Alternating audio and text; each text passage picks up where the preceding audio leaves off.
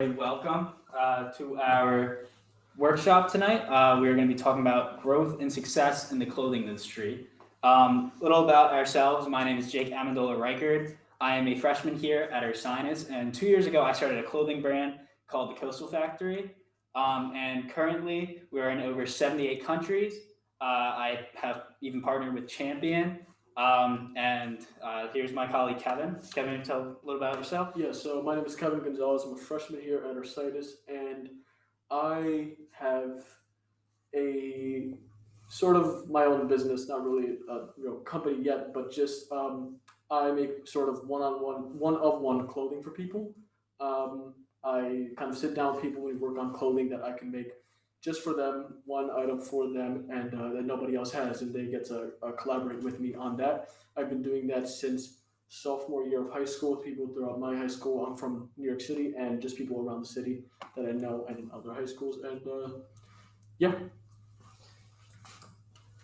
All right, so our agenda today, we're going to be talking about first, we're going to be talking about branding, how to develop your identity. Then we're going to move on to products, the production and distribution factor, and how you can go about that. We're also going to talk about product consistency and how you can really develop your products and mature as a company. And lastly, we're going to talk about marketing, which may be the most important factor because that's promoting your identity and growing your audience so you can start seeing those sales go up.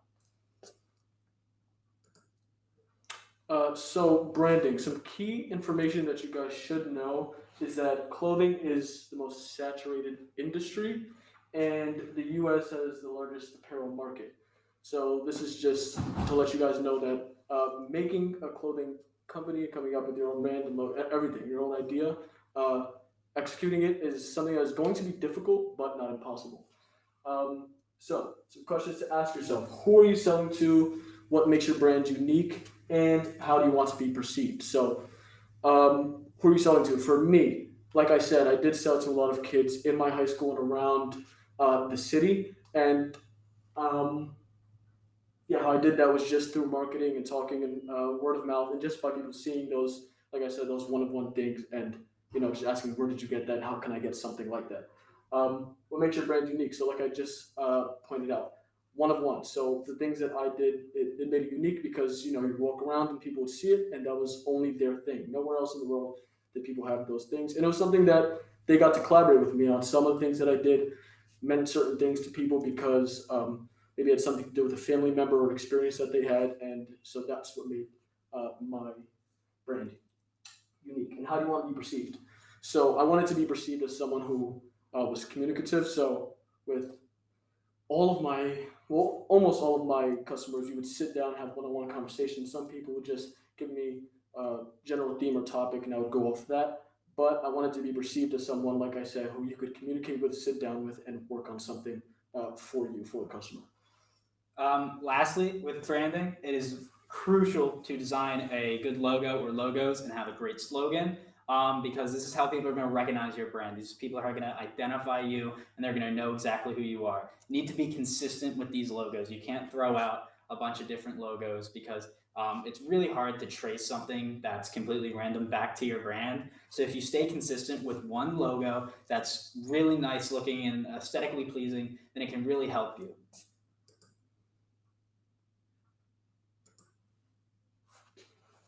Just lower.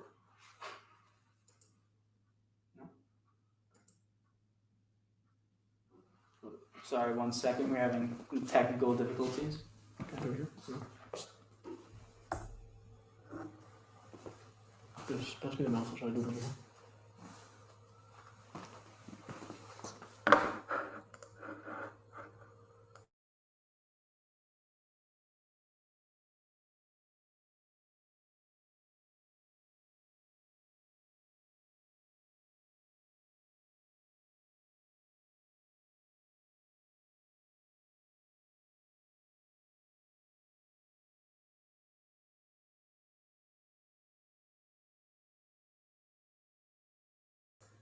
Okay, so we're back. All right. Crucial factor going along with logos is brand recognition. Now I have some examples up here. Most importantly, the Nike logo, I think they do a great job of brand recognition because as you can see, there are 3 different logos up there that Nike uses, and you can all trace them back to Nike. So first you have their first logo. Everybody knows it says Nike, has a swoosh. That's a common logo, but they can also change it just by using the script, the Nike text. We recognize that font, we recognize that slant, we know it's still Nike. And then finally, obviously, the iconic swoosh. Just by that symbol, we know exactly where it comes from. Underneath, we have my logo, the Coastal Factory. So all the way on the left, that's my full logo. I use that on shirts mostly. And then next, we just have Coastal, yet it's still recognizable to me because that's my custom font, my custom text. And then lastly, just the C logo. And even with all these 3 logos, you can trace it back to the Coastal Factory. And a lot of people think that you need like an icon or an image like the Nike swoosh. You don't necessarily need that. You can use a certain letter if you have a specific custom letter in your logo, such as Champion. Champion, I think they are great at using their custom C logo. It's extremely recognizable. Everybody knows what it is. Whether it says Champion like at the top or it's just the little C logo, you still know exactly where it came from.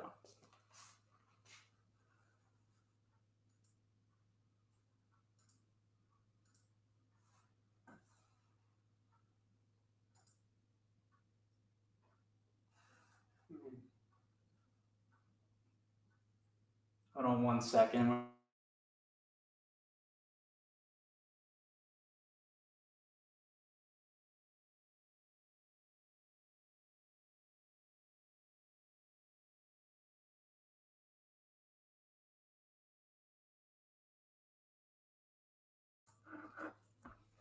All right, so next we're going to talk about product. An extremely crucial point of your brand is how are you distributing, how are you making your product. Now there are 3 main ways that you can go about this. Firstly is the print on demand method. Now this is ideal for people who are just starting out in the clothing industry and are just gaining traction, because these companies will not only make, but they will also distribute your clothing for you. Now, however, there are some drawbacks to these methods, because you will have much smaller profit margins because it is more expensive considering you're paying another company to do this for you. And also there is less creativity within it. So they have certain restrictions of where you can and can't print on clothing. Next, we have the wholesale option. This is for more larger scale operations normally.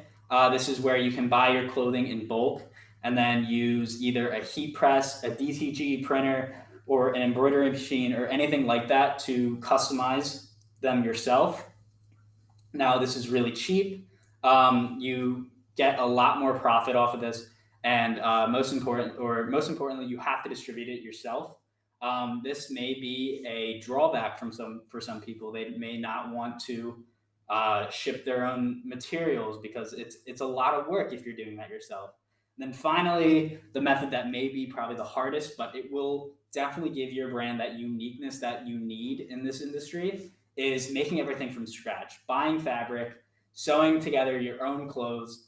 Now, this is extremely hard, especially if you're trying to work a large scale operation by yourself. So if you're getting a ton of orders, it may be ideal to hire employees or hire people to do this for you. However, that's not always necessary. But if you are like Kevin was making one-of-one clothing, if that was your thing, then go for it, because obviously that's the best way to get recognized as unique, because you're making it everything that yourself from scratch.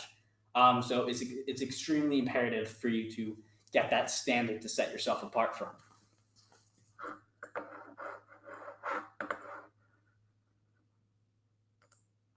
All right, next we're going to talk about product consistency.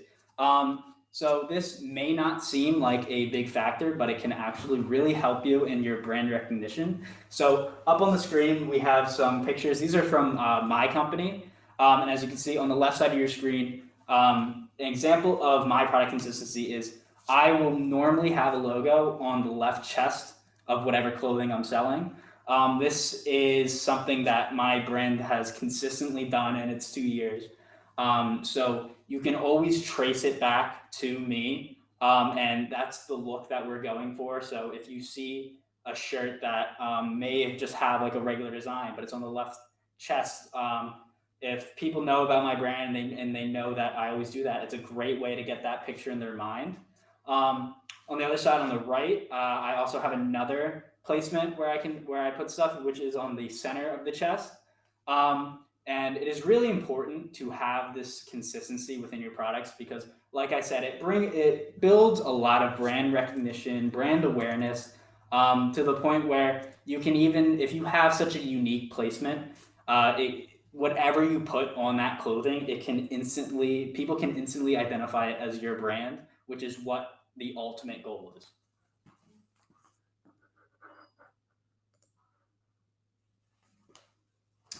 So marketing. This is an extremely important part of having a brand or business. So content, engagement, consistency. These are things that all produce growth. Content. So this is just you posting either your clothing items or things that relate to those clothing items, your just what relates to your brand or your brand itself. That's the content. Engagement. This means with your followers or your customers. It can mean responding to comments, looking at some sort of review, just talking to people, customer service, and just making sure that you're engaged with the people that are buying your clothing or thinking about it is extremely important because you would like to, uh, be in control and just communicate with the people that you're selling to. Just to see what they like and how you can do better and how you can make the most um, of your situation. So, consistency. So, you have to be consistent with the engagement and the content. Posting consistently, consistently responding to comments, talking to people, making sure to pay attention to their problems or any questions that they might have.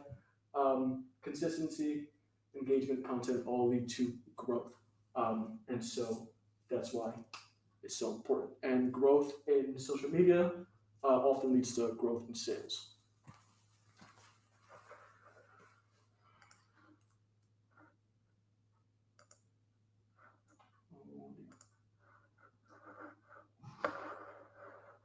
Um, All right. So another great way of marketing is collaboration. So, like I said earlier in the presentation, I got lucky enough to partner with Champion, and we did a bunch of collaborations over the 2 years that I've been affiliated with them. And so this is extremely useful because if you partner with a big name like I did with Champion, it's so easy to get your name out there with a platform that you can use.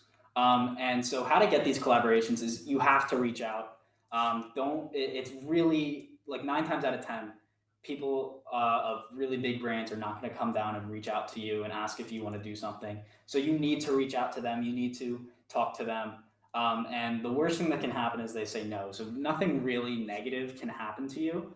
And another important factor is that you have to be flexible because if you are shooting for the stars and trying to get this huge company on with you, um, they're extremely busy. They don't have a lot of time. So you need to be flexible with them because they may have a small window of time where you can actually speak to them. So you need to make sure that you're the one that's speaking to them and getting that opportunity rather than someone else. Uh, don't be controlling, be collaborative. Obviously, it's a collaboration, so you need to work together. I found that when I was working with Champion, their designers and their product managers, they all had a major input of what the final product was. And if you try to control everything, they can either easily cut ties with you and just not do the collaboration at all.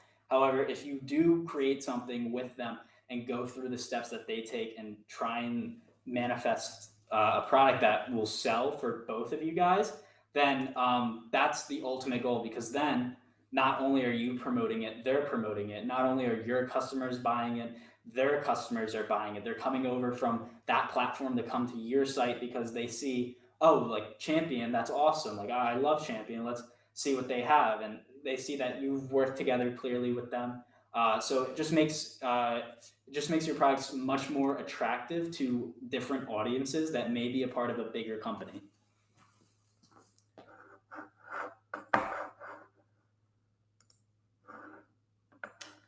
So, some marketing quick tips. Be active. like we were just talking about, be consistent, engage, and be just active in your content and the things that you're producing. So make sure to be active on social media. Like I said, again, engaging with your customers. Just overall, be active and don't stop. Be consistent and be active. Keep going. Don't be afraid to spend money. This means on it could be shout out, promo, advertisements. Don't be afraid to spend money because that money will those ads and those shout outs and those promotions will help to boost your social media presence, which is an extremely big part of building a brand and building a following. Competitive analysis. So, any competitors that you think are sort of relevant to your brand in terms of the sort of things that you're selling or the sort of theme or topic or, you know, and whatever way that you think they are relevant, those other brands, analyze them. See if they're a little bit ahead of you in terms of sales or just product or customer. So whatever it is that they might be ahead of you, analyze it. See how you can get yourself there, and see what they're doing. See how maybe by you doing those things, those same things, it can boost your business too. And use hashtags. This is a free way of um, promoting yourself that does not cost money. Using hashtags astrologically increases the chances of you being seen by just a larger group of people.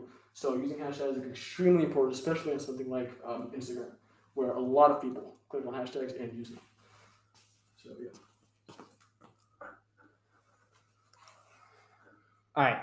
So in review. So branding, develop an identity. Like I said, my identity, I was someone who you could come to, communicate with, and I would help you to produce a product that you were happy with. It was one of one. You had your own, nobody else had. So that was the identity I have.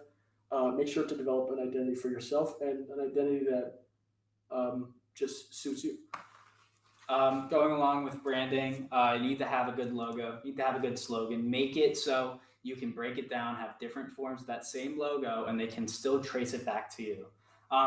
Secondly, we talked about products, the ins and outs of how to produce your product, how to distribute your product, and we went through 3 ways, which is printing on demand, which involves another company doing everything for you, except you're the designer, you're the mastermind behind all these designs. Secondly, you could wholesale, you could buy in bulk and design yourself either on embroidery machine, a DTG printer, or a heat press. All those great items really work to producing your product. However, you do have to do your distribution yourself, although that can lead to much greater profits. And then finally, we talked about making things from scratch. So getting your own fabric, getting your sewing machine, making your own clothes, making them unique and one of one like Kevin did.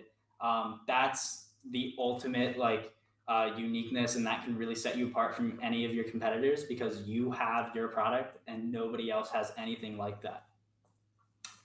Yeah, so and like I talked about marketing, promoting your identity, growing your audience. Social media is extremely helpful,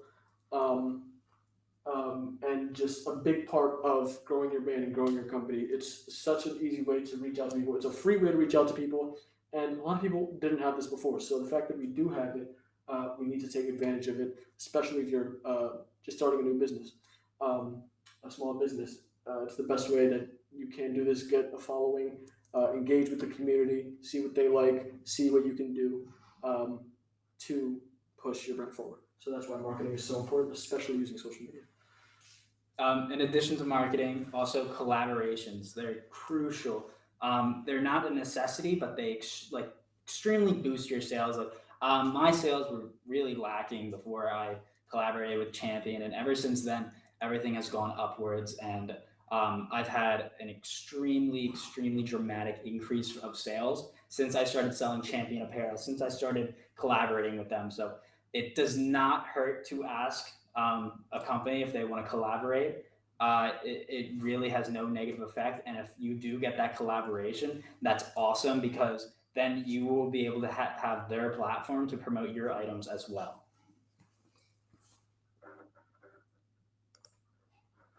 All right, so that's all we have for you guys tonight. Thank you so much. If you want, you can follow our social media up in the top right through that QR code. And now we're opening up to you guys. If anybody has any questions, they can put it in the chat, and we'll do our best to answer them. You're gonna meet them so soon.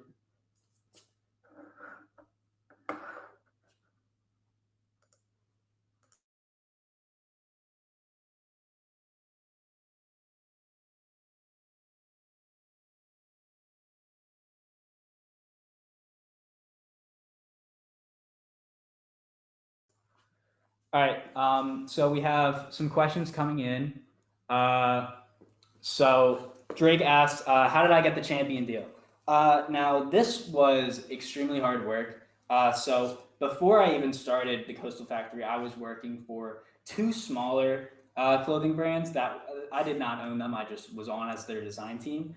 And then once I started my business, I had a little bit of a reputation already built up. And so what had happened is that I signed up with a provider that was able to get my shirts and everything.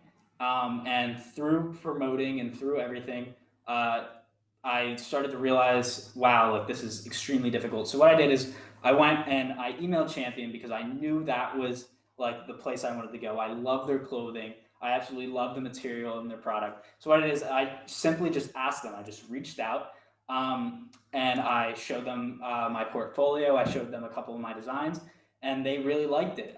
Fortunately for me, so conference call after conference call, and a lot of back and forth. I was finally able to get them on board with me.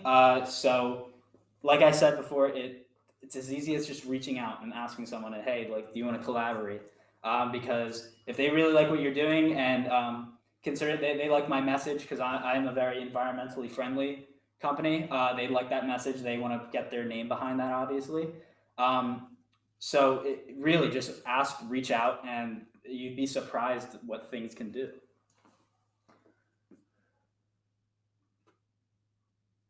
Okay, so we have another question from Marcos. How would you recommend finding the best factory? Do you prefer overseas? Now, me personally, everything that I do is made in America. It's made down in North Carolina. That is where my production is set. That's where my warehouse is set.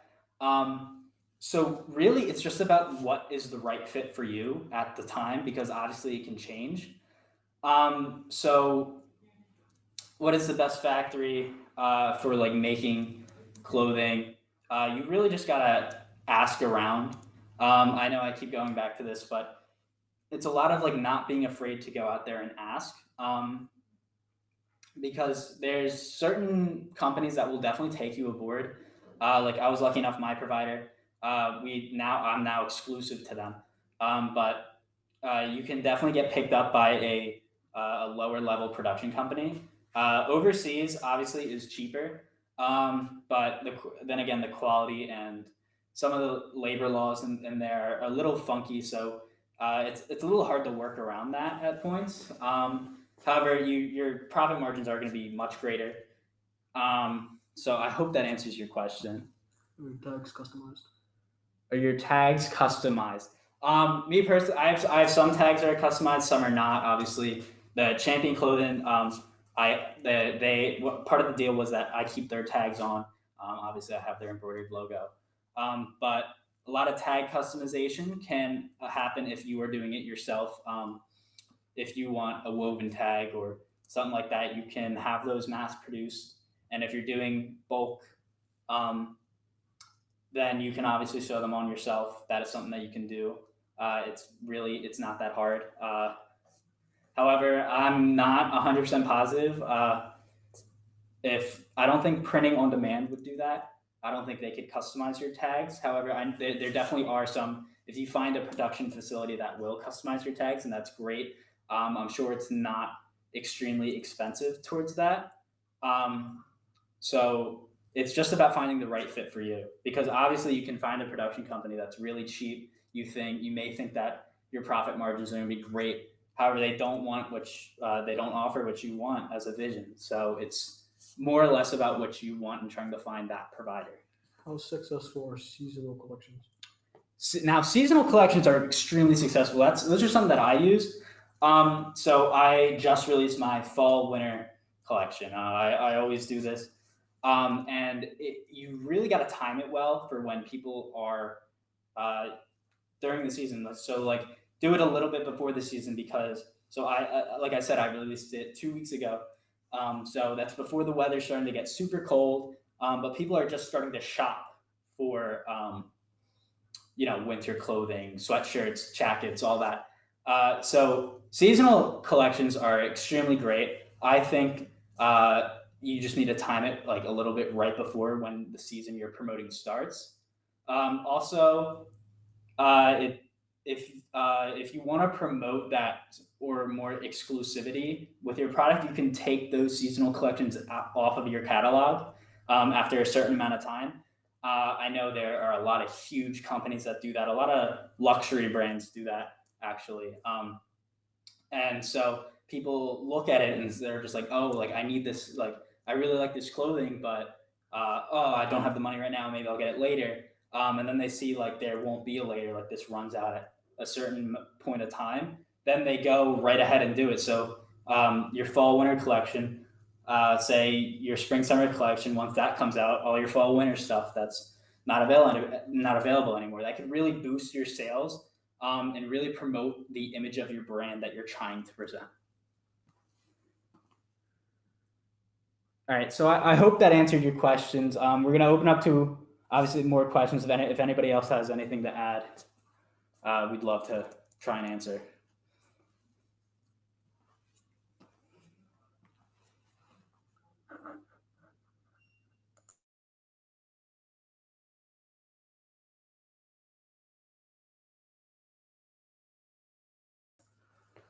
Another great question. Do you manage the website yourself and do you offer returns? So personally, I manage my website myself. I had a buddy of mine. I'm not great with coding. I'm not great with web design. So I had a friend of mine. He created a website that, or created like a domain link for me, and he helped me code it all in. And after it was all coded, after it was all made, which was a lot of work, I manage it myself. I still manage it. It's really not that hard. You just got to be consistent with it. And then, do I offer returns? I do offer returns. So if maybe they get something and it doesn't fit right, they don't like it, or I maybe mistake on production part, like we sent them the wrong thing, which I don't think has ever happened. And those incidents are very rare, especially in like most clothing brands. But I do offer returns. There's always in every package, there's always a return label, so you can just tape up that, throw the shirt in or whatever you got, tape up that package and send it on its way, and it'll just come back and give a refund or an exchange or anything like that.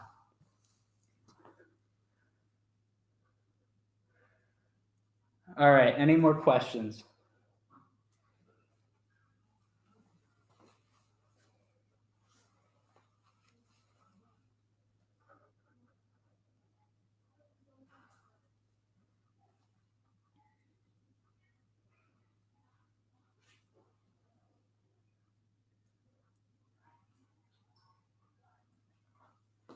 All right, so there are no more questions, and I think that can conclude our presentation. We'd like to thank all of you guys for joining in and sitting in, hearing our presentation. Hopefully, you got some great information about following your ideas and going forward into the clothing industry, because it is a challenge. But with the information we just gave you, it's easy to navigate through those obstacles that you may see. Everybody have a great night. Thank you again for joining us. One quick thing. So starting next Friday, you can see on the You Imagine Center's Instagram, we're starting Jumpstart. So if any of you guys want to actually start a clothing brand or just start making clothes yourself or whatever you want to do, any ideas, doesn't even have to be with clothing. It could be a YouTube channel, anything really that you want to start yourself. Starting next Friday, September 25th, we are starting Jumpstart, so you can register for that, and we will help you to help you jumpstart that idea and bring it to life. We'll have mentors come in who have done those things. who have created any sort of brand or whatever relating to what you want to create, and they will help mentor you and get you started. So remember, next Friday you could sign up for that. Go to the You Imagine Center's Instagram, and I believe it's in the bio, correct? Yes, yes. So yeah, link in the bio, and you'll see that jumpstart. So thank you guys. All right, thank you guys. We are going to stick around for an extra 5 minutes in case anybody else has any other questions, but if not, you all are free to leave. So thank you so much for joining.